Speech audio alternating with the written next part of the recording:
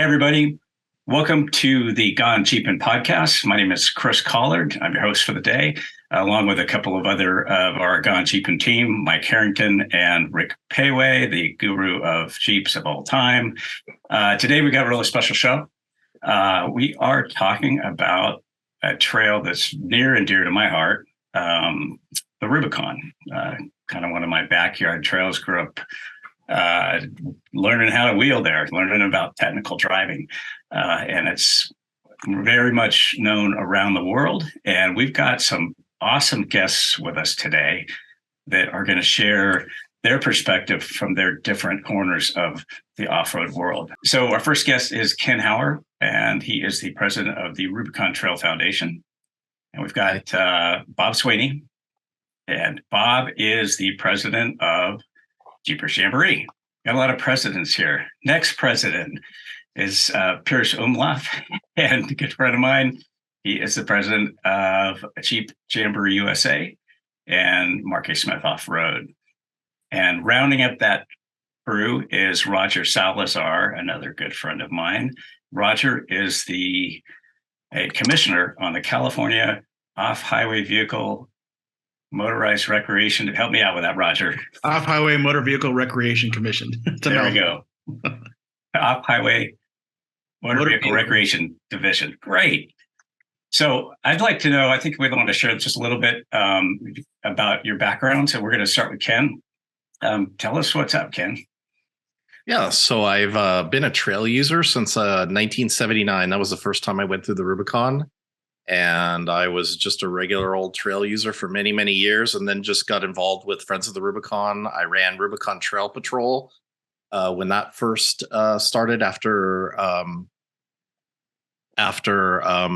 Rich Klein handed over the keys to the car to me. And I ran that for a while, and then joined the Rubicon Trail Foundation board in 2011 and became president in July of 2021. Fantastic. All right. Well, welcome. Glad you're here. I'm really looking forward. I think we're all looking forward to everything that's going on from the Rubicon Trail Foundation side. Next around my clock here is Pearse. You're muted there, buddy. Oh, I know. I like to keep it quiet. I don't want to hear all the music in the car here. So I met Mark Smith back in 1996 at a Camp Jeep event in Camp Hale, Colorado. And Mark was the founder of Jeepers Jamboree and Jeep Jamboree USA. Bob and I have a lot in common and share a lot of space together on the Rubicon.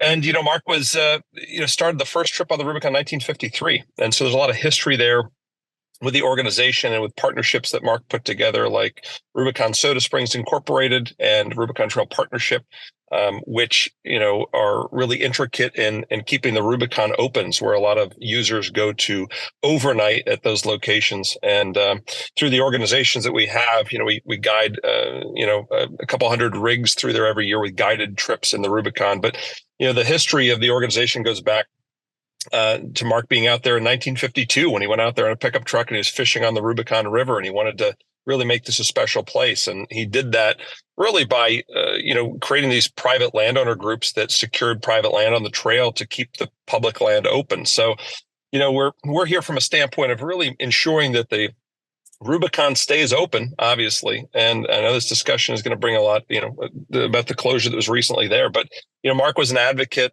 about keeping that trail open, and a lot of fun and interesting stories about Mark trying to keep that trail open over the years. And I think that we're all probably on the same page and wanting to make sure this trail stays open for the long-term and future generations. Yeah, excellent. Thanks, Pearse. And welcome. Glad you're here as well. Roger Salazar. Yeah. Tell us about what you do, Roger.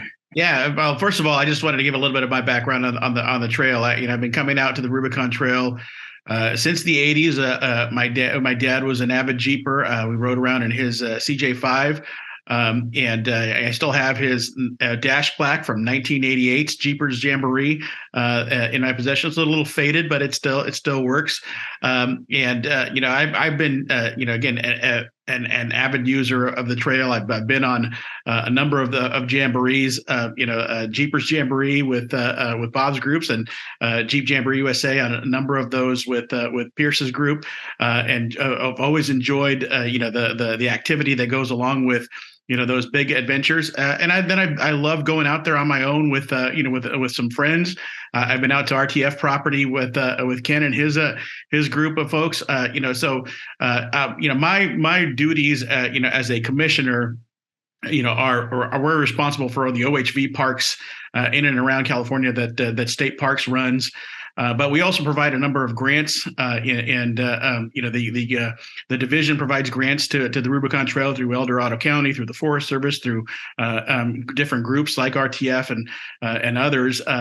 So I'm very, very interested in what's going on. As you mentioned, Chris, this is our backyard trail.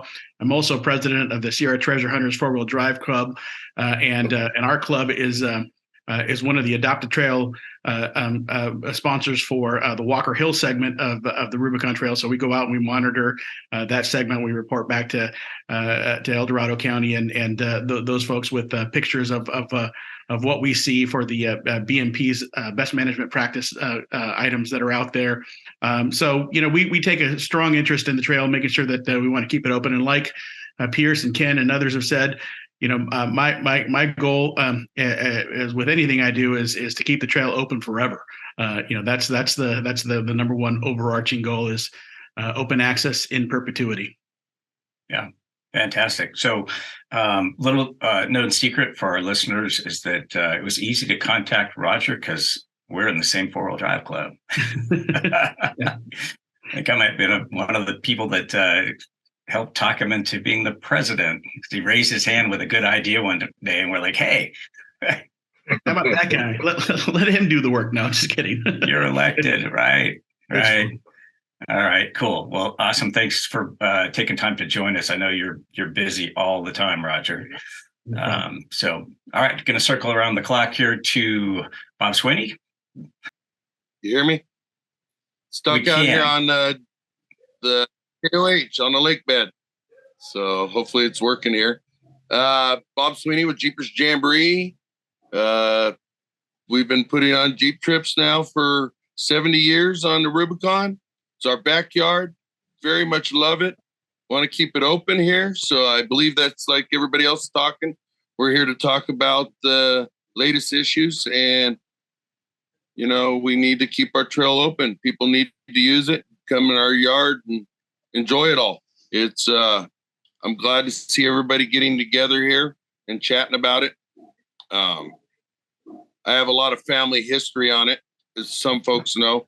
My great-great-grandfather signed a declaration in 1887, so it means a lot to me, besides being with Jeepers Jamboree. So look forward to our discussions. Yeah, fantastic, Bob. Super glad you're here. And I'm going to take a little segue here because everybody's coming to the meeting here from different parts of the world or different parts of the country. And Bob is on the middle of the Means Dry Lake bed. It looks like in a motorhome or something, trying to get a quiet place because he's at King of the Hammers this week, which is awesome. Ken's background, for those that are just listening, it looks like a picture of Spider Lake behind you. Is that right? Yeah. And then and Pearse has his background blurred, but that's all right because we can see he is sitting in a Jeep Wrangler somewhere because I can see the top and I don't know if you got a Freedom top on that or not, but yeah, he's got it blurred a little bit, but that's a Jeep background. And then Roger looks like you're in your home office. I see a Rubicon Trail Foundation plaque behind you. That's a slice of the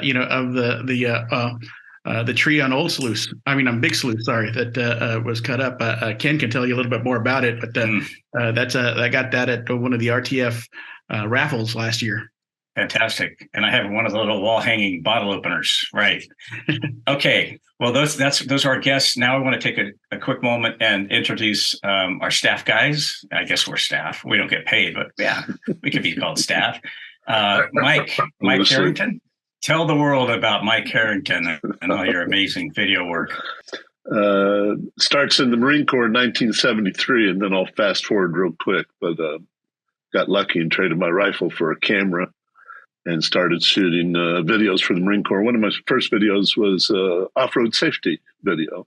A couple of jarheads hit the desert. Of course, there wasn't any signage to tell them not to, and they tore across the desert and unfortunately nose first into a mine shaft and died.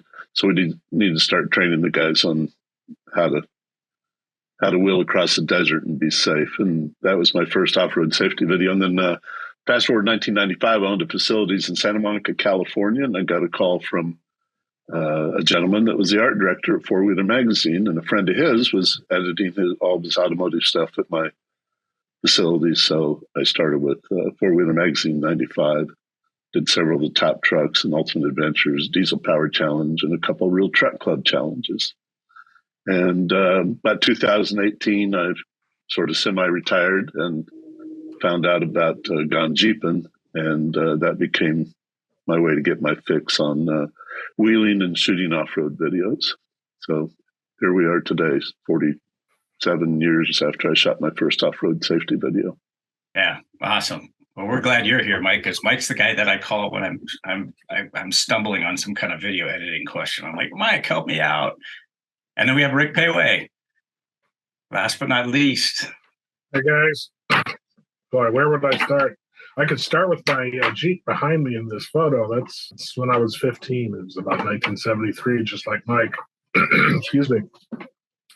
This is after I rebuilt it the first time. I drove it off a cliff and bent the frame. So that's why it's also in forest green, which is a marine color from World War II. Anyway, I still have the same Jeep. It's treated me well over the years. I had my own Jeep shop in Arizona. Driven Jeeps long distances all over the world. Short distances, Rubicon. Started going on the Rubicon in somewhere around 88. And started working with the magazines about that time. And then in 95, joined Four Wheel and Off-Road magazine. That's about when we met up with Mr. Harrington there. And been doing videos ever since with Ultimate Adventure and Dirt Every Day. And, of course, JP Dirt and Drive. So, yeah, I go a little bit back into all of the Jeep stuff. In fact, I remember doing the 2002 TJ. That was the basis of the Jeep Rubicon. That was a TJ we built up named Elvis. So, if you want to know more about Elvis and how it evolved into the Rubicon, we'll have an episode on that. That would be a great idea. Yeah. Little lunatic French kind of episode. Yep. Yeah. Got the shirt somewhere. All right. Well, thanks, Rick. And I'm Chris Collard. I'm just a guy with no talent that happened to be able to have the account for the Zoom call. And so here we are. Now, I've had been playing off-road, since I was a kid in the desert, Mojave Desert, with my dad, who was an old dirt dog, Barstow to Vegas racer and that type of thing, and transitioned into off-road, four-wheel drive stuff. And I was a magazine editor for a while, commercial photographer, and just a general, as Ned Bacon likes to say it, I'm a bum looking for my next free meal. Yep. So one of the things I was really infatuated or interested in, because I've written about the Rubicon so many times, is the history of the area. The current history, going back to Jamboree, what happened, before Mark and his crew started going up there in the early 50s. It's like the Rubicon's got some intense history to it. And you guys want to speak to that? Yeah, Chris, I think that, talking to the county, I think that the original map, and Ken or Bob, you can correct me if I'm wrong, but the original map of the trail goes back to, I think, 1887 is the first piece of artwork on that. And then I think it's 1897, it was documented in county minutes as a route. Now, back then it was all county. The whole piece was El Dorado County back then. And what's important about those dates is that this was before the inception of the U.S. Forest Service. And so over the time, as pieces of property got traded, as they traded hands in terms of ownership, the route was established well before the Forest Service was there, and it's been documented again back into the 1800s, which is important because that really shows its designation as a route, as a public right of way. And like you said, the history of this was there used to be stagecoaches that went through that trail. We hear a lot of people, users on the trail, they say, well, you're making it easier when you're doing this stuff. You go, wait a minute, if you want to go back to the historical roots for this, you'd take a stagecoach to this or an old Studebaker, which you've seen pictures in both. We have pictures of the old stagecoaches in Rubicon Springs, and you have old pictures of the old Studebakers in Little Sluice Box. So, it became unmaintained many years later, and obviously it's now the roughness and the ruggedness that we see today. But the documentation of this goes back well before a lot of the inception of the Forest Service and some of the issues that we've had on the trail with the potential closures.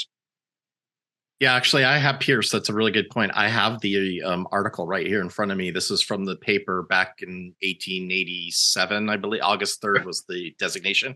And it actually says 3 chief transmontane, which is not a very popular word anymore, wagon roads traverse the quadrangle. 1, the so-called Hennessy Pass Road, crosses the mountains along the northern. 2nd follows the railroad as far as Truckee. And the 3rd, the most important one, extending along the southern boundary connecting Georgetown, El Dorado County with McKinney at Lake Tahoe. And that would be the Rubicon Trail. Wow. That is so significant. And if you think about this, guys, this was the Wild West still. I mean, the West they were still train robberies and stagecoach robberies and, with planes, trains, and trains were there, but automobiles and planes weren't. This was truly the Wild West. And that was a really remote area to be traveling. But blows my mind that people would do this, on a regular basis back then. And, we have the benefit of 40-inch tires. They did not. Unless you drive. I think some of them CJ actually like had me. larger tires, except they were wooden with steel around the outside. That's right. Yeah. Wooden wheels with a steel band on it. What kind of traction did you get from those, right? Before. But I think that's what's important, Chris. Like you had mentioned that long before it was even a trail back in the 1800s, Indians used it, or whatever you want to call those indigenous people at this time. They were using it as a game trail. And then, of course, mountain men used the same type of trails all across the Sierras, not just the Rubicon. So all of those roads were important. And we're fortunate enough that this one was maintained for a while, at least, to make its mark. And people bought property along the way because they wanted to be there.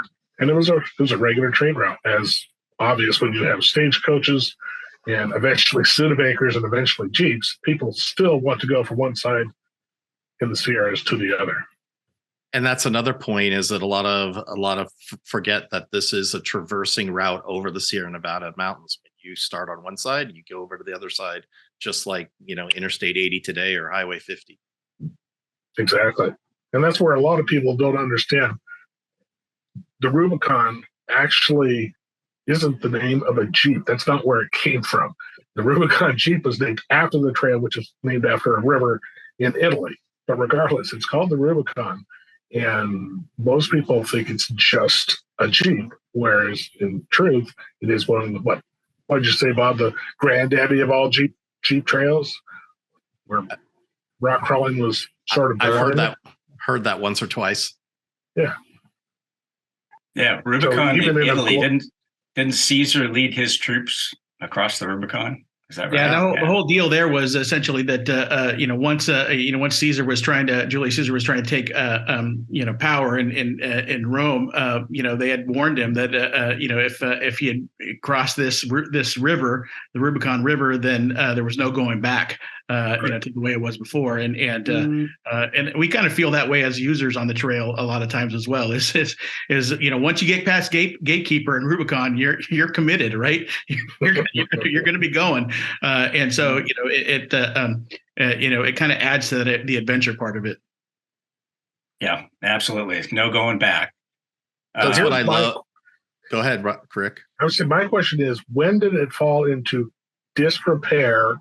And people no longer went across it regularly. We know Mark Smith started up in the early 50s, but prior to that, it languished for how many years? Well, from my readings, so the Huntsucker brothers were the first people to come in and kind of settle the valley, Rubicon Springs, that is. And they were, I think they were growing alfalfa and bottling mineral water. So mineral water spring water was like really popular back, and they'd bottle it and take it by mule up to Lake Tahoe and the resorts, the resorts in Tahoe, not the kind of resorts that we have today, but they eventually ended up selling out to a woman named, what was her name? Sierra Nevada Phillips Clark. But during that time, and before that, she bought that, the Rubicon Springs.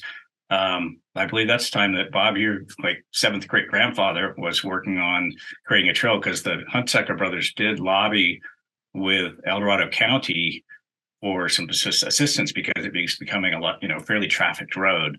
And I believe that that's when they were able to get El Dorado County to deem it an unmaintained county road. So Sierra bought the Rubicon Springs in 1886. And then in August 3rd of 1887 is when Bob's three greats or two or four. How many? He was great. Three great. Three greats. Three greats. Was when did the resolution to make it a county road at that time. Yeah, amazing. And then so she operated. She was the one, I believe, that started the stage line. Like a weekly stage line, I believe it was. The Rubicon Flyer was the stage into Lake Tahoe and back. And I don't remember if it went down towards Wentworth or below, but pretty amazing and intrepid woman to be out there, just like, I'm building a hotel. We're doing this. We're going to have guests in. They really put Rubicon Springs on the map as like a so-called destination resort for the late 1800s. Phenomenal. You could probably pick up some of the history after. I have it on our website right here, so I'm cheating. I'm sorry. 1889 is when she finished the 2.5-story hotel. It had 16 rooms and a parlor with original horsehair furniture, of course, and a foot pedal organ, it says. She had white linens and polished silverware and served 3 meals a day. And the original cost was $2.50 a night. It's the original. Wow. Yeah. Sign me up. Would have been something to be down there when that was still standing. Something else. But from what I understand is that it changed hands a couple times, ended up in the hands of lumber companies that had it, various lumber companies that had it through, I believe, Michigan Cal. The Peaks actually owned it for a while. And I thought Pearse or Bob that they were the ones that sold it when the Rubicon Springs Property Owners Association was started. I think it was Bohemian Lumber Company at the time. I think that owned it. Yeah.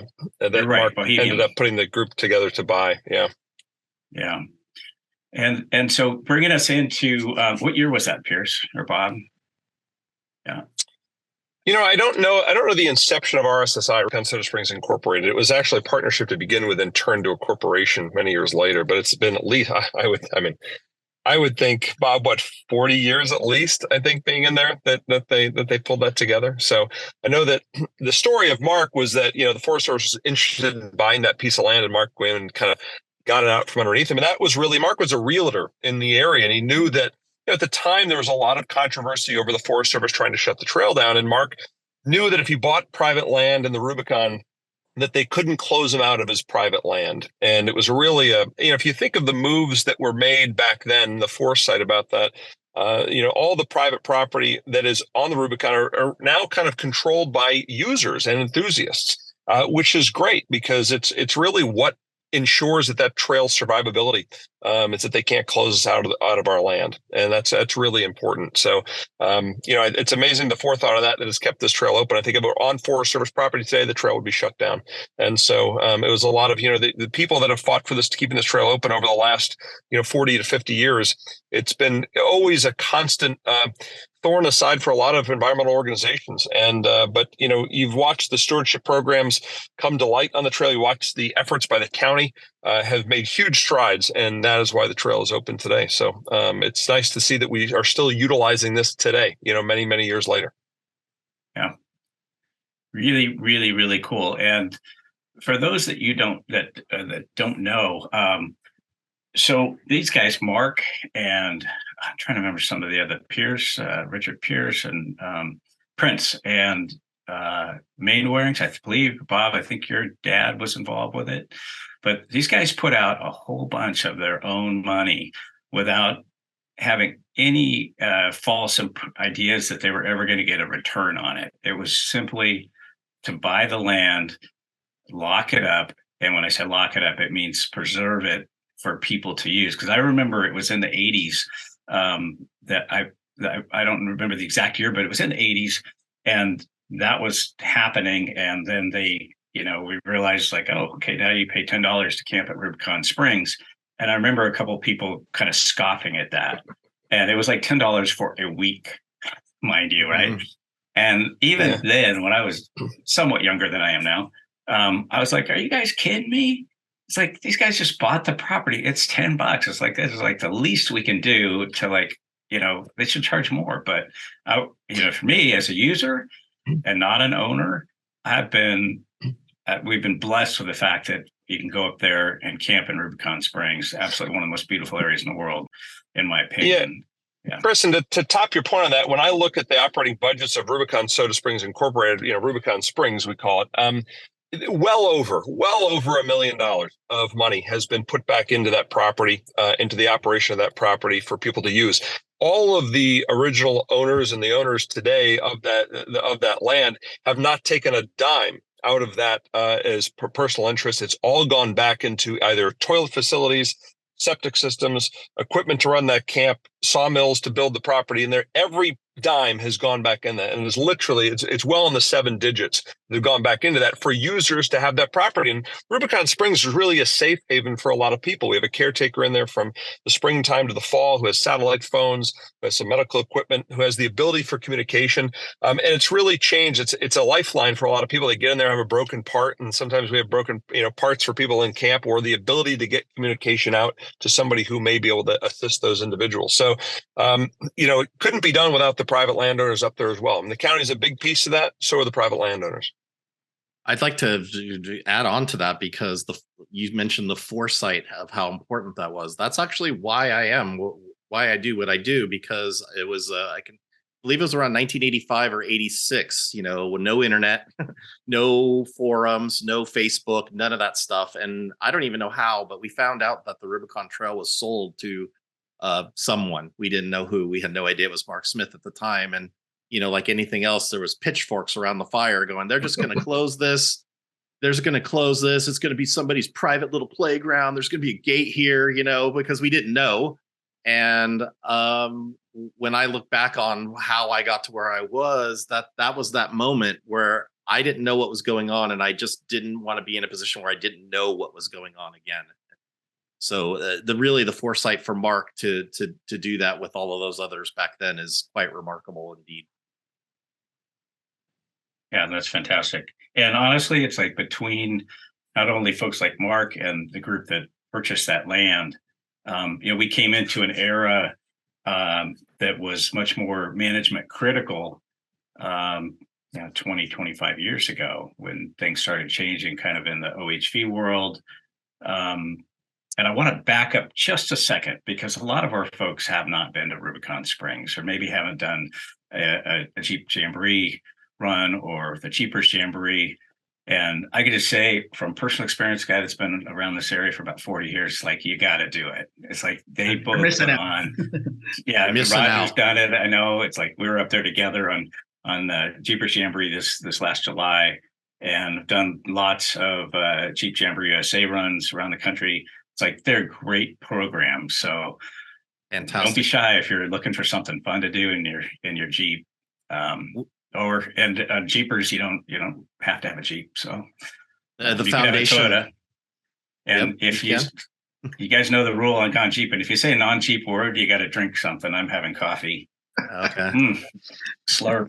Sound The effect. Rubicon Trail Foundation, when anybody asks us, we have a ton of social media people that ask questions, and we always tell them, your best bet is to go on one of the organized trips, either on Pearse's trip or on Bob's trip. We always tell them to do that. They're going to be guided. They're going to have people telling them where to go. That besides, forget about the fun factor, but just the safe factor is they're going to get guides. They're going to have the ability to get parts and stuff. They'll have people taking care of them, mechanics, all that stuff.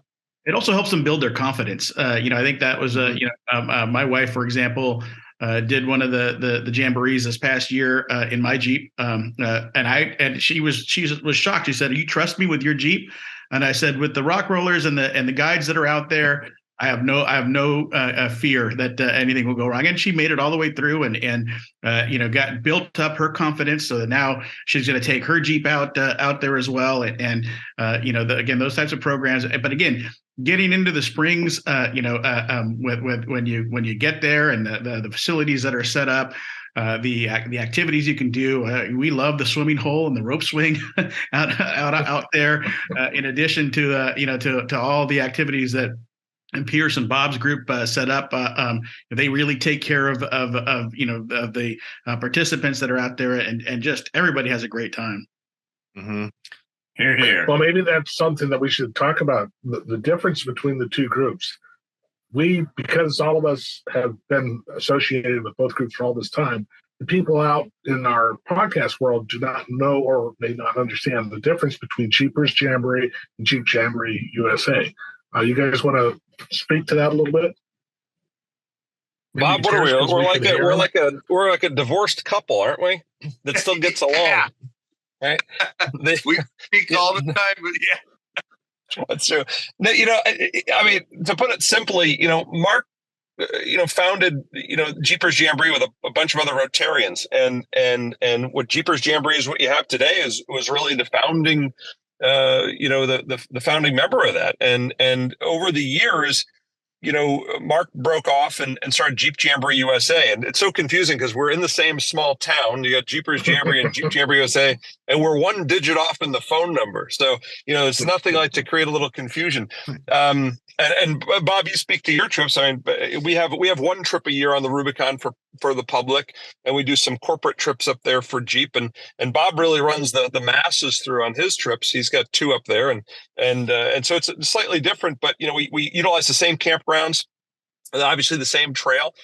Sometimes we even have the same staff up there helping out, but 2 different organizations. But obviously, bringing people, as Roger said, it's really about we're the largest groups that take the most people in there under a guided service, ensuring their safety and ensuring we have their back. But Bob's running organization's been around a lot longer than ours in terms of the groups, but we share a lot of those resources together up there.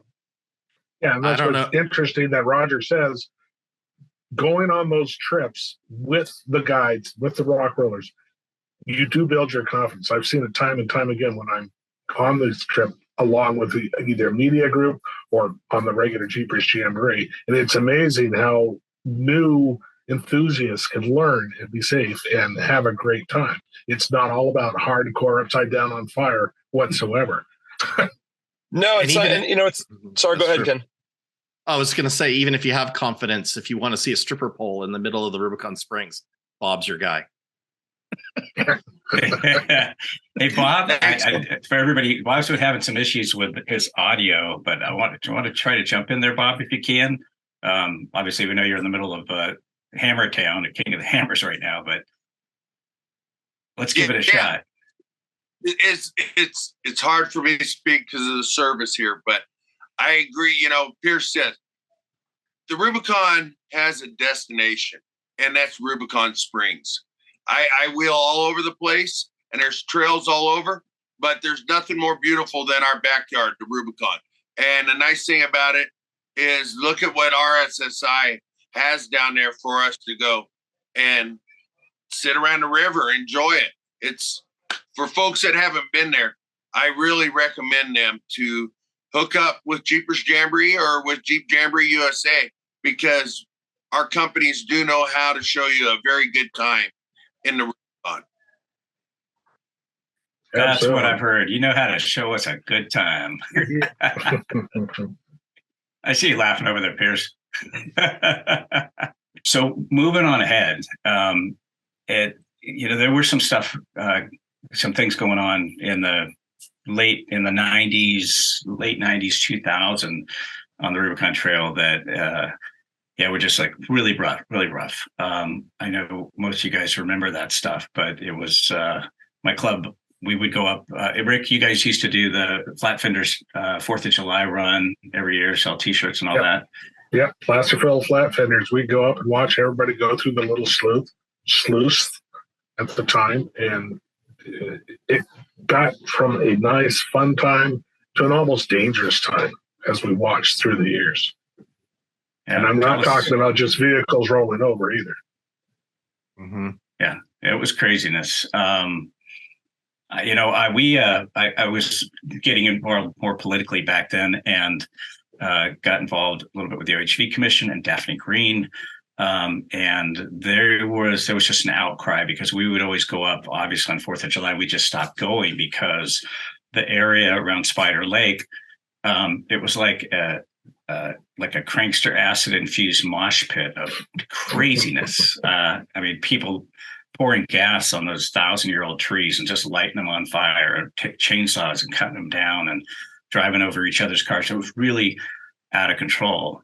And the normal people looked around and like, well, we are going to lose this place. I mean, this is bad. We did some stuff with Jim Bramham. We started leading in trips for media and for the OHV Commission. And around that time, my club, Sierra Treasure Hunters, we were asked if we would bring in law enforcement just so they could look and see what was going on. So we came in our personal vehicles, and we brought some El Dorado County law enforcement officers, or LEOs, and camped up above Spider Lake, and they got to observe the chaos. And things were changing a lot. And I want to throw that out there because I know all of us were around in that era, but give me some feedback. A lot of things started happening politically.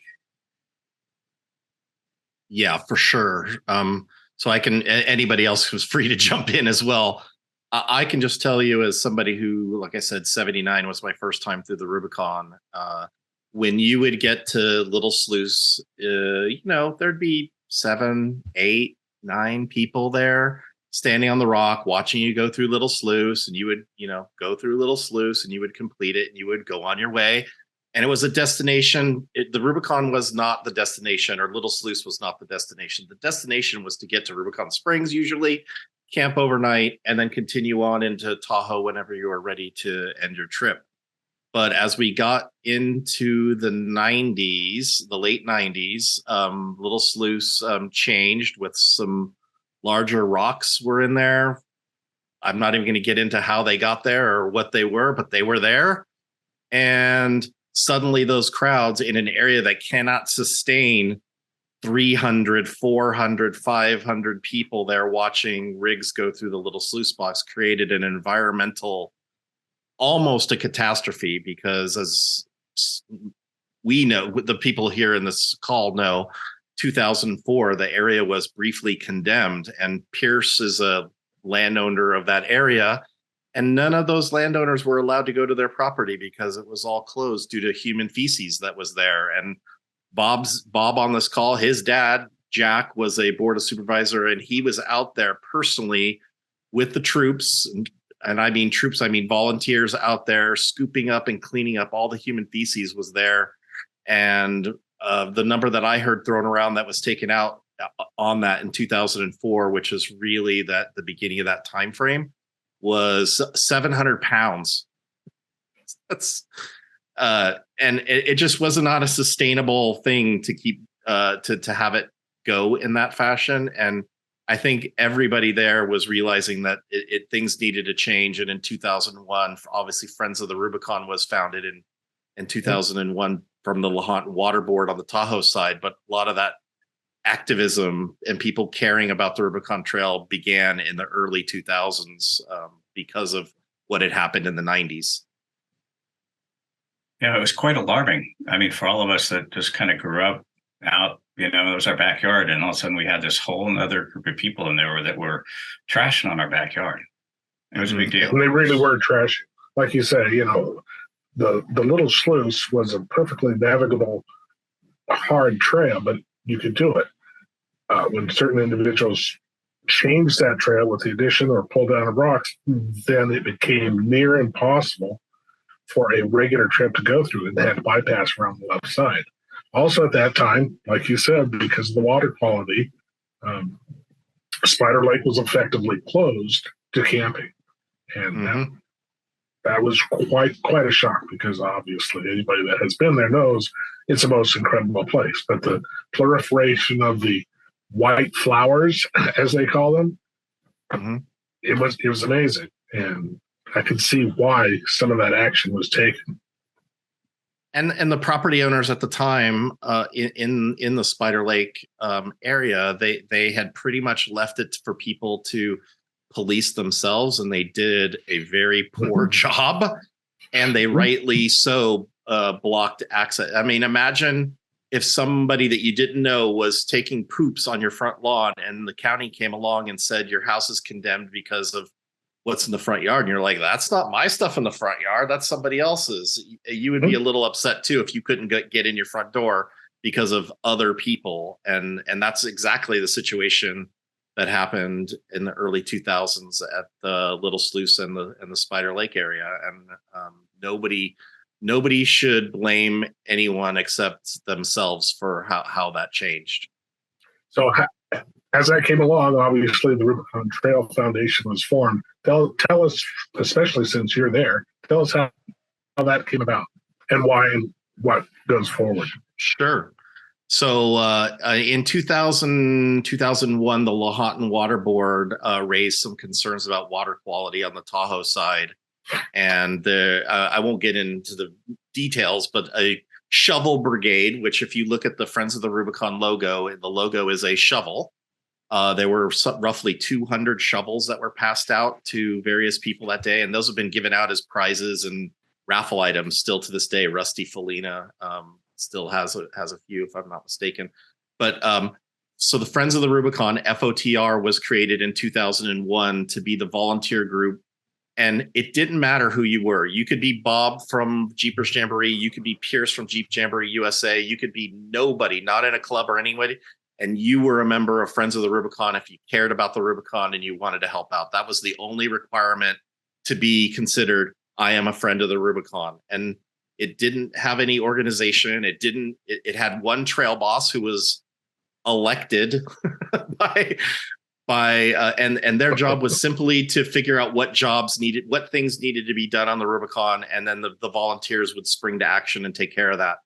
But obviously, as you start doing maintenance, you need things like shovels and cement mixers and whatever it is that you might need to do that. And that takes money. And so Del Albright, who created the Friends of the Rubicon, also created the Rubicon Trail Foundation as the 501c3 nonprofit that would be able to collect those funds in order to do that maintenance on the trail for Friends of the Rubicon.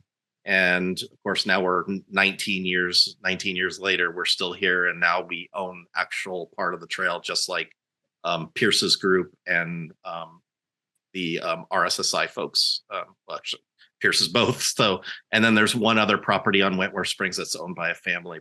So there's 4 stakeholders that actually own the trail. And that, as Pearse had mentioned earlier, is extremely important. So that's kind of how Rubicon Trail Foundation got started. That was the origins. You mentioned funding, and obviously none of this stuff happens for free, except for the tens of thousands of hours of volunteer labor. But the OHV Commission, at least from my experience working with them around the early 2000s and onward, the commission was really involved with some of the assistance on the funding side.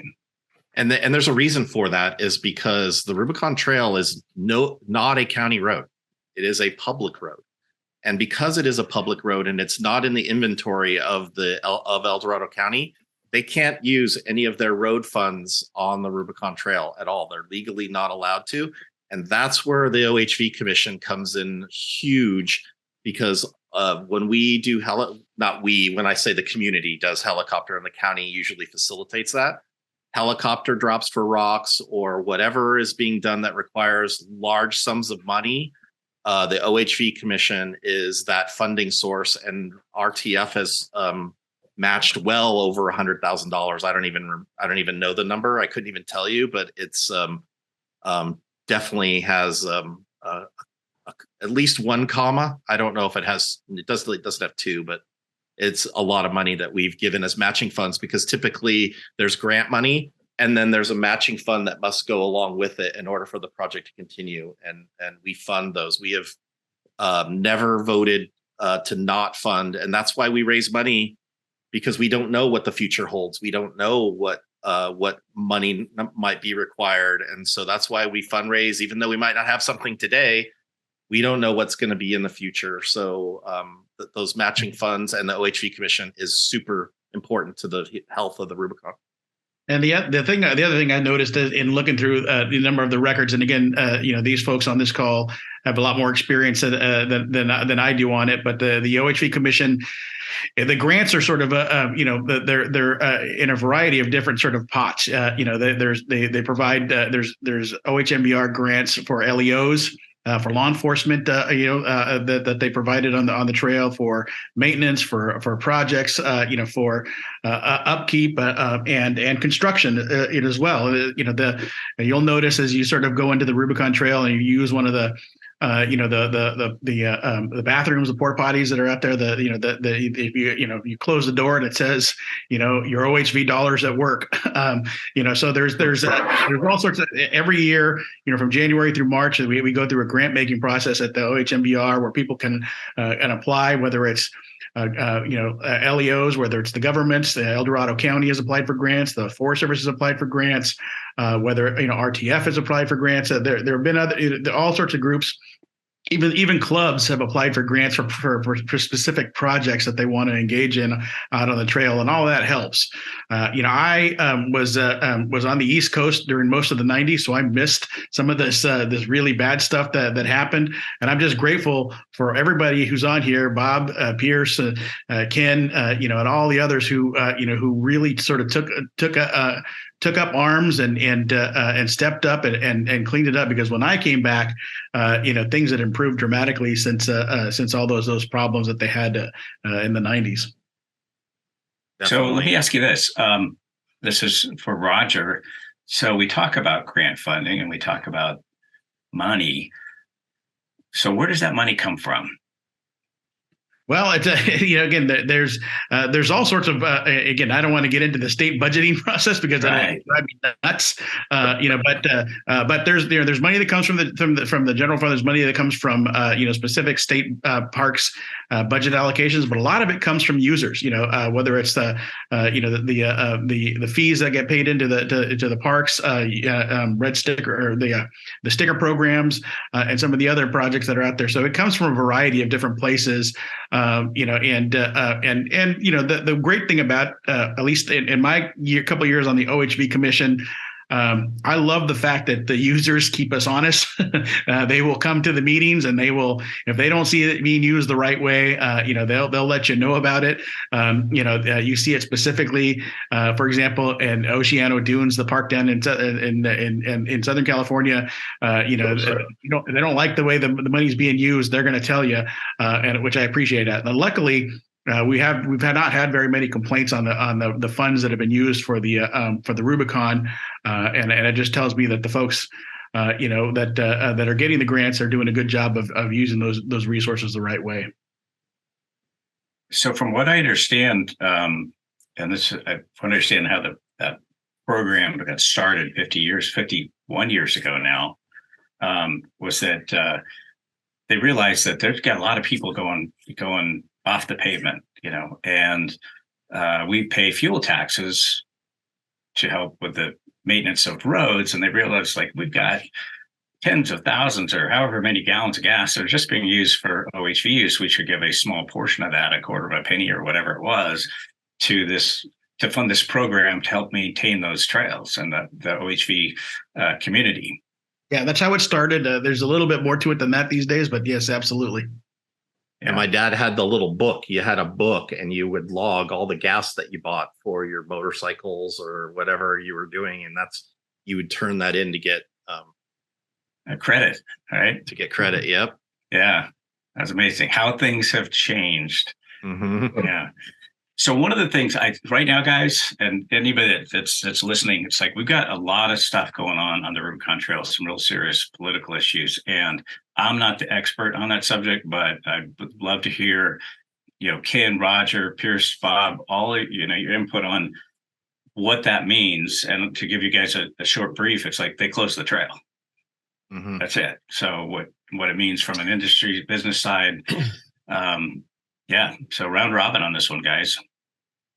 Yeah, I'll start on this. I think that, Chris, I'm going to just challenge you on that. This is not as serious as what has been told on the internet. And I think that some of us will disagree on this where we are right now. But there's been a lot of hype about this online, and it does not deserve the amount of attention that this is getting right now. And frankly, it really makes me furious because this is the county closed the trail. The Department of Transportation did under an emergency order with the severe weather that they received up here. And as we all know, we took a stand as user groups many years ago to put our best feet forward when it came to environmental sensitivity to that trail, where we would not trespass on it, but go on the trail when there was either extreme melt, et cetera, some other areas. The county was within their full right to close the trail during an emergency order. They did it with a resolution. They did it with a vote of the Board of Supervisors. I think there's concern out there to say, well, what is the benchmarks to close this trail in the future? But, we've seen, as you all explained, you said the trail was in terrible condition in the 90s. There was a lot of misinformation. Ken, you alluded to this when Mark bought the land up there and people showed up in pitchforks again. But they didn't, you said to me, you said they didn't have the information that was there. And I think that there's a lot of bits and pieces of information that have been shared online that are just not true. And the county was well within its rights to shut the trail in the best interest of the public and the environment that was up there. We are supporters of the trail closure that happened. And what happened was there was a lot of, I believe, misinformation towards the county, misdirected anger and aggression towards the county that was really not founded. And, now the county's come back and said, well, we realized that we had the ability to shut the areas going to the Rubicon. The resolution said that they didn't have the authority to shut the trail down, but the areas like Wentworth Springs and the access points to it. But now the county is coming back and saying, now we want to potentially extend that and give us more authority, because we're realizing we didn't have the authority we had. And, the county is not our enemy here. The county has fought from 1887 to 1897 to keep this trail open. Bob Sweeney's great-grandparents and dad and Gene Chappie and the Mark Smiths and the Rubicon Trail Foundations all fought to keep the trail open. The county is in our corner, but they also have to do their due diligence at times to ensure, as we saw earlier this year, there was a snowbank removed on the Tahoe side, and people, because they're against their own goodwill, went up there and got stuck in stranded vehicles in the trail. Sometimes you have to take measures to ensure public safety, but also we should take, as users, all of us should ensure that, this closure, by the way, Chris, did not affect any group that was scheduled to go on the Rubicon Trail. It didn't affect any of the landowners going into their property. Nobody was scheduled to go up there and have a weekend of fun with their buddies in this huge, massive snowstorm that created flooding throughout the county. So it was at a perfect time to announce that. But now it's really brought into a microscope of what is the county's jurisdiction over that and making closures. And now there's going to be meetings on that coming up next week. And there's going to be a lot of groups there kind of, giving their 2 cents. And, there has to be accountability and understanding on when the closures happen and why, and what's the extent of those closures and the timeframes. And those are a little unclear. So it makes people feel unsafe and uncertain. Are they going to close the trail? And the answer is no. The trail is not under threat for permanent closure. That needs to be very publicly stated here.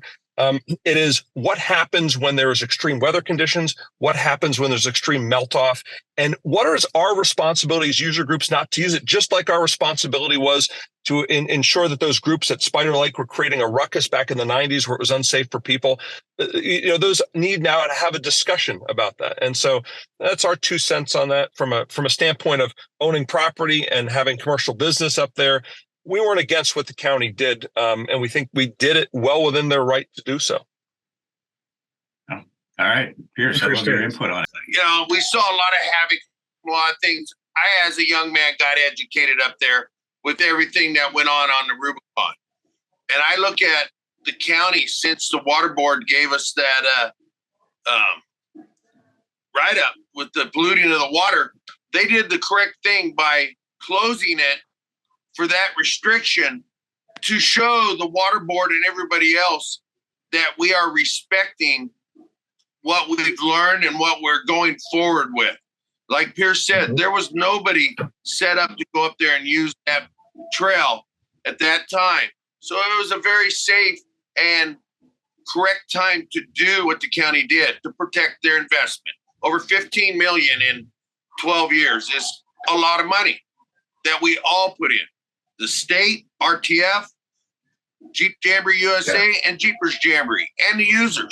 So let's protect our investment and let's not fall back like we were in the 1900s. So this is where I'll jump in. So I really want to make sure I'm clear on this. I don't disagree on what the conditions were and the situation was that this transpired.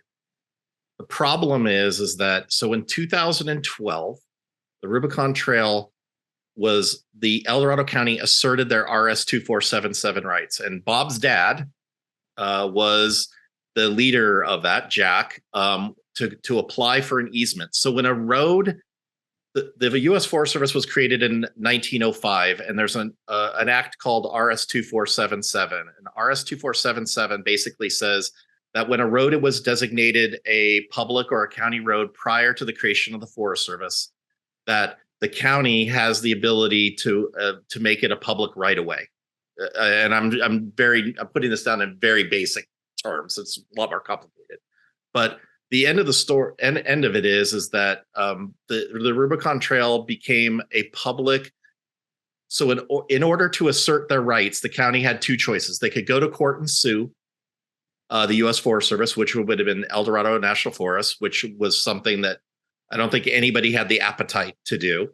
There are counties in Arizona and Utah that have done that. Some have won, some have not won. So it's a very risky endeavor by far. So what Jack, Bob's father, decided was that he would apply for an easement with the Forest Service. And that easement was done through an agreement, and there were 8 appellants in that room. I can remember them all. There was El Dorado County, obviously, was one of them. And then there was Corva. There was the Rubicon Trail Foundation. There was the Center for Biodiversity, which I could characterize as not being friendly to OHVUs. I'm being kind. There were 3 individuals in that room, Karen Schonbach, Monty Hendricks, and Rich Platt, who were working with the Center for Biodiversity. And there was me. I was not there as a member of RTF. I had written my own appellate argument, and I was accepted as an appellant. And by appellate means you have the right to sue because your comments were accepted by the Forest Service. So it's a complicated process, but anyway, that's how I ended up in the room. And over the course of the 2 days that we negotiated, water quality was clearly the number one thing that was discussed. And there were 3 conditions that were determined that El Dorado County had the absolute right to close the trail. And it's been closed 6 times since 2012 for those conditions. 5 of which were at winter camp, which anybody who is aware that was always water there, and now there's not because the county applied for a grant with the OHVMR commission and dropped enough rock to raise the road 3 or 4 feet, and It was a game changer. They did that in 2017. But those three conditions at that time were saturated soils that exist within the travel way of the 7 segments. And there were 7 places, and I'm not going to go through them because it's not important, but there were 7 locations that the county was responsible for testing. And water was flowing within the traveled area, an amount capable of rinsing contaminants, and that depth was determined to be 8 inches. And the water is flowing in an amount capable of transmitting segment generated by mechanical tire action. Those were the 3 conditions, and all 3 of those conditions had to be met in order for the county to close the trail from that 2012 easement. Now, the next part of it was Resolution 0152013, and that was the resolution that Ed Knapp, who was county counsel at the time in El Dorado County, stated that he stated that the Rubicon Trail proper from Wentworth Springs Campground to county line is not a county maintained road. So the proposal here would be to close Wentworth Springs and Icehouse Road, which are county maintained roads right of ways where the Rubicon Trail starts, because we can't close the Rubicon Trail. So we would be closing the county highway, i.e. the county maintained road, so that we can close near the Rubicon Trail to limit access to the trail. December 30th, the closure that was initially put out was done on the parks website, just said the Rubicon Trail is closed on December 30th. That is very concerning to our organization for Bob's access to the trail, Pearse's access to the trail, and the public's access to the trail. That's a magic wand. Somebody said we need to close it. It's not written there. So I think I agree with Pearse 100% that the county has the right in those circumstances to close the trail, but it's not in writing, and words matter. And that's what's important here. So the county realizing that they couldn't close it the way that they did on December 30th, retroactively passed a resolution to properly do it, because they knew what they had done on December 30th was not legal in any way, shape, or form. So that is what our argument was at the beginning of this whole process was, if you're going to close it, you have to do it correctly. And the resolution the trail has to be closed before the entrance of the trail, or we lose our RS 2477 rights, which I cannot stress enough how important those rights are. And if we ever lost those rights, other than the property owners, the general public could be in jeopardy. And things change. Like the El Dorado County does a great job maintaining the road and bringing helicopters and making sure the trail is clean. They now, RTF used to built all those bathrooms that are on the trail, by the way. Clark Schiller and Aaron Bortolato built all those bathrooms. RTF pumped them for 7 years through money that we obtained from the OHV through Roger to buy a truck to do it. And then we voluntarily did it. And then the county reimbursed us for our time, which just went into our general fund. Nobody got paid. So those kinds of things are very important to the trail. And all we're saying is words matter. On the February 13th, we're going to be meeting with the DOT, and the Rubicon Trail Foundation has some criteria that we would like to add so that the county has the ability, when something like this happens, to close the trail or close access to the trail legally. I want to make sure my words are carefully stated as well. But we have to, one, make sure that we don't lose Ed Knapp's definition of what the Rubicon Trail proper means from 2013. That's critical. And then we have the actual mechanism that the county would use to close the trail is spelled out exactly where their rights are and what they have to close the trail. Because if we don't, 20 years from now, 15 years from now, who knows how far in the future? Things change. We know political environments change. Appetite for statues are torn down that were part of our history that are now torn down. Things change. And Bob and Pearse could have an event in July or August, and somebody, they're not there now, they're there now 10 years from now, decides that they don't like something, and they decide to close the trail prior to one of their events. And I think that would be a travesty. And that's why I believe that all of this has to be done in writing. The conditions are there so that it is done correctly and properly. And it's not just one person waving a magic wand based off of they don't like something, because one person's travel in the snow is entertainment and fun, and another person's is misery. It just depends on your perspective. And Yeah, go ahead, Ken. I want to generate a question to you on a couple things. I mean, would you agree? Because there's a lot of misinformation right now online about this, and there's a lot of pitchfork grabbing right now because people think the Rubicon's under a closure, right? It's fair to say right now, you don't feel that the Rubicon is right now under a big threat to closure, right? There's not a government organization now that's going to shut the trail down. So I think that's really important to state, because I talked to a lot of people who've called us and said, the Rubicon's getting closed. It's like, that's not what's happening, you know?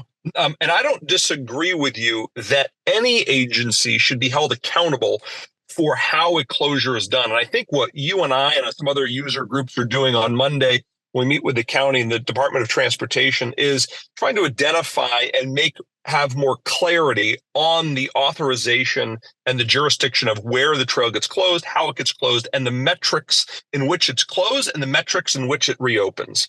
And I think that nobody's against that whatsoever. I do think from a public standpoint, you know, the communication is really critical for people listening to this or how this is being broadcast, that the Rubicon's not under a threat of closure. The county's not trying to close the trail. The county was not like the Forest Service was years ago when, you know, Mark chased him down to helicopter and threatened to kick the shit out of, you know, people who were trying to shut the trail down.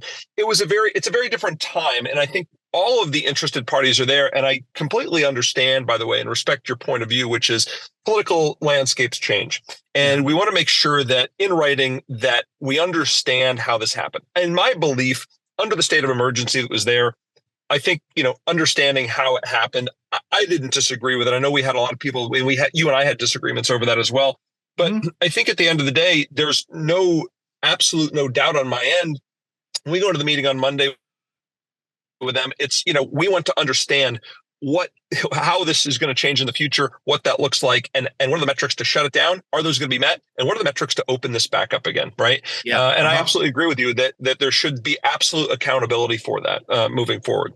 So real quick, Roger, I will be calling you probably tomorrow because I do have some items here and I've run it by several of the people that are going to be in that meeting. I think everything that we're talking about is extremely fair, and it's just not appropriate for this context because we're having a discussion here. But I do want to talk to you and at least explain like what kind of proposal that we're talking about that is, you know, like you said, verifiable criteria, so that somewhere down the road, and 100%, the Rubicon Trail is not under threat of closure right now. But and you're right, there is a lot of people love to type. Let's be I think that's the truth. And I think one of the things that Pearse and Ken have brought up, that is the lack of information or the lack of communication. I think sometimes creates, when there's an information void or a communication void, people can ascribe a nefarious rationale or nefarious motives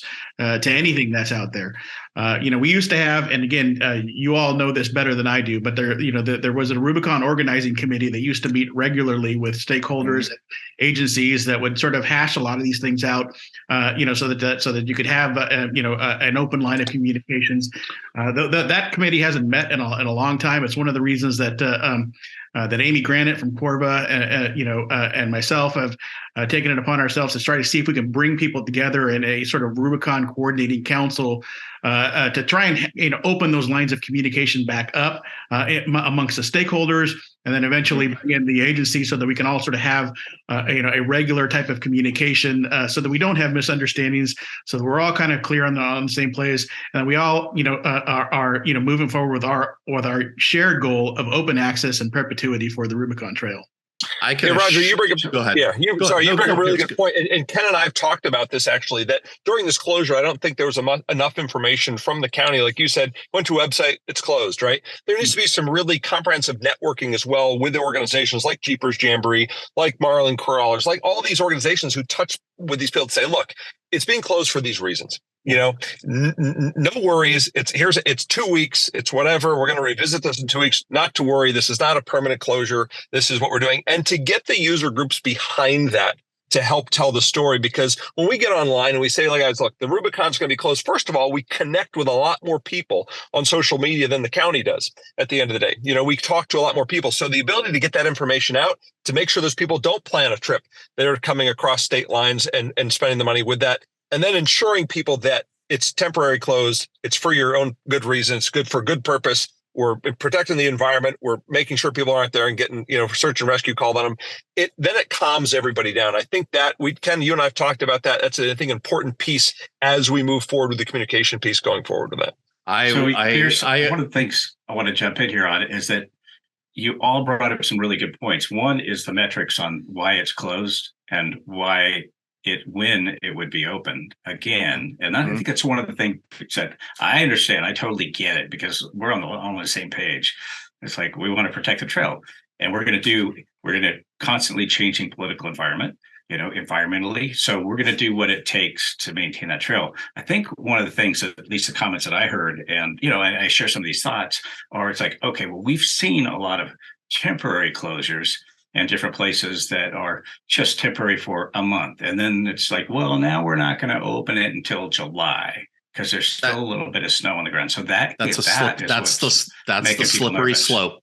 That's the slippery slope, Chris. Yeah. And to Roger's point, to Roger's point about like the steering committee, it's like when things are good and things have gotten so much better in the last 20 years that we get complacent.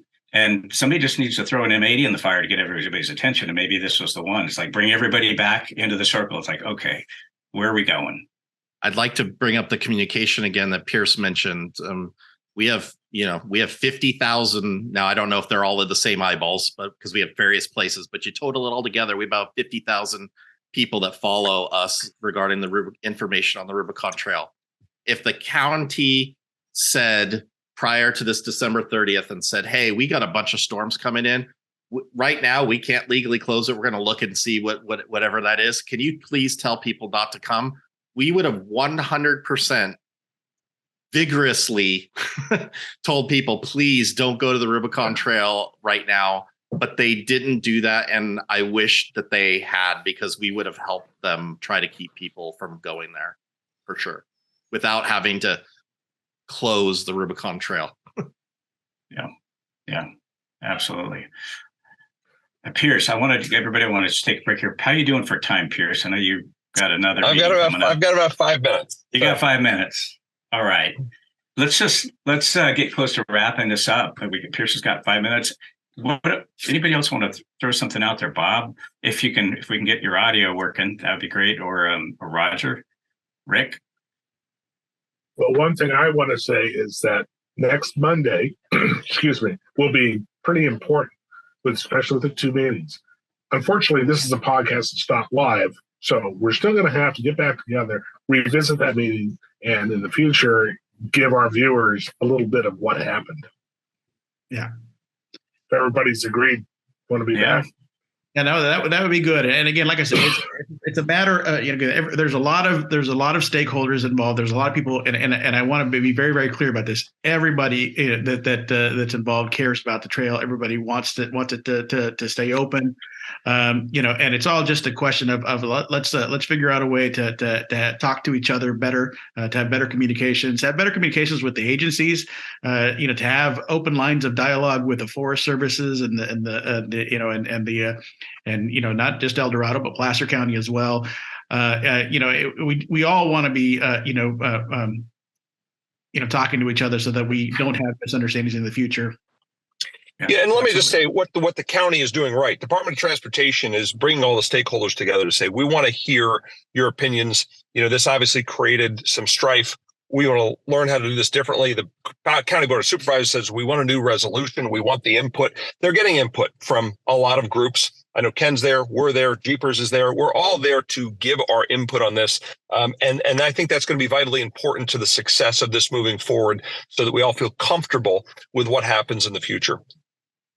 So let me just throw it out here. So for the people listening, if they haven't been involved in the Rubicon Trail in any particular type of way, maybe they always want to go on it, maybe they're across the country, what can they do as the users to support the cause? I'm going to throw that at Ken. Of course, we always love to take donations, but I'm not asking for that. I think follow our website, follow the Rubicon Trail for information. We're not perfect. We're human beings. We make mistakes. We try our best to get the information out there. But of course, if we don't get it from the county, it's very difficult to say exactly what's going on, which brings us back to Pearse's point. Go if you want to go on a trip, go on Jeepers Jamboree USA, go to jeepersjamboree.com and go on one of their trips and really experience this in a really superior way. I live 61 miles from airing down my tires at the Rubicon Trail. I know you don't live far away, Chris, and we go on Bob's trip. I've never been on Pearse's trip, but I obviously, yes, you have. I obviously support it. I think it's a great way for somebody to get started. Or if you're experienced and live close by and want to have a great time with a stripper pole, you go and enjoy one of those trips. So can somebody become a member of RTF? There's no membership. You just follow us on social media. We put, regular posts out there. We have public fundraising events like Cantina. Cantina still happens. That's famous tacos. We do tacos and we have a raffle and we've had a couple bands. And then we also have Black Tie and Boots, which is our fancy schmancy dinner dancing evening that we're going to be having on March 11th. I think there's actually 10 or 15 tickets left. There's almost 300 people going to this one. So you can obviously go to those, but just follow all of the social media and website stuff to get that information. We just need to do a better job of getting it from the source for sure. So Roger, Chris, how about from a state standpoint? I'm sorry, Pearse, go for it. No, I was just going to say from a user standpoint, people could practice the principles of tread lightly, pack it in, pack it out. If they want to, if they're not joining something, stay on the center line of the trail. Don't go off designated routes. These are all important things that really help keep the trail open. Add that peer pressure to somebody who's out there doing it wrong. Let them know they're doing it wrong. Educate people. Those things are really vitally important. If people can stay on the designated trails, follow the practice the principles of tread lightly. Those are important pieces anybody can take out there and do it right. Yeah. I'd echo what Pearse is saying. And again, as he mentioned, treadlightly.org is a great resource for that. If you want to sort of go and look at best practices. And I encourage, there's a lot of four-wheel drive clubs that are listening to this, members of different groups and organizations. Pitch in when you can. Friends of the Rubicon and RTF usually have activities. This past summer we went and helped them do some trail maintenance out on the trail. Pitch in where you can. It's good to it's a good way to sort of get a real good feel for the trail up close and personal. All right. So one thing I want just to take away for everybody listening, because Pearse is absolutely right, and Ken's right, Bob's been right. There's a lot of pitchforks getting thrown around, I was of the same pitchfork holding crowd when I first saw it. Like, what are they doing? But what you've done, Ken, especially with your detailed explanation of protocol. And what we're doing to keep that trail open in the long term really kind of clarified, the reasons why it needed to happen. Maybe it wasn't done exactly the way that it's supposed to be done, but setting forward what is going to be the best practice in the future, I think is huge. And I'd like, as a takeaway, I'd like everybody listening to just understand that you got a lot of people working on the Rubicon Trail, polling for it from the business side between Pearse and Bob, the grassroots side between Ken, the OHV Commission, and tens of thousands of users, especially in our local area here, that it's like, we're going to do what we have to do to make it happen. And sometimes you got to cut the skin to get in and do surgery. Yeah. And, and we just got to. Yeah, we always have to be vigilant. And again, the more we talk to each other, the more prepared we are for challenges in the future. So let's just keep those communication lines open. Our board meetings, by the way, they're on the website. They're public. They're a Zoom meeting. Anybody can phone in or Zoom in or whatever they want to do and listen to hear what we talk about. Some of it's pretty boring stuff. Like, did anybody go to the post office today? Roger, is that meeting going to be broadcast on Monday, on the 13th?